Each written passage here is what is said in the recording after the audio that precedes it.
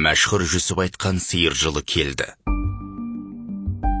Сопылардың соңғы ұрпағы мәшһүр Жүсіп Көпеев Павлодар облысының Баянауыл ауданында өзі туған ауылында жер қойнауына 1931 жылы тапсырылды.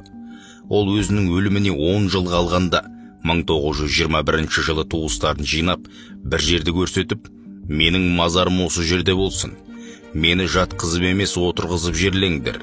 Әлсін хабар алып тұрыңдар, менің денем 40 жыл бұзылмай сақталады деген екен. Қайтыс боларынан тура 10 жыл бұрын үлкен келіні Ақзейнептің інісі Досжанға мазарын дайындата бастайды. Өзі қадағалап ұзындығын енін шығартады. Мазары дайын болған соң алыс жақын ауылдастарын жинап, өз жаназасын шығарып, құрбан шалдырып, ас бергізеді.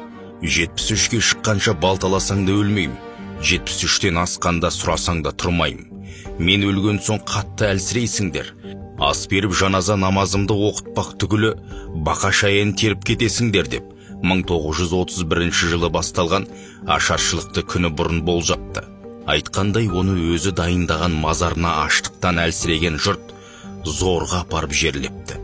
Өлерінен бұрын әулие былай деген екен: жұт келеді, қалың қазақ қырылады, жұттан аман қалғандар 70 жыл құдайсыз қоғамда өмір сүреді. Одан кейін 30 жыл ұры қарлар балықтырған кез болады.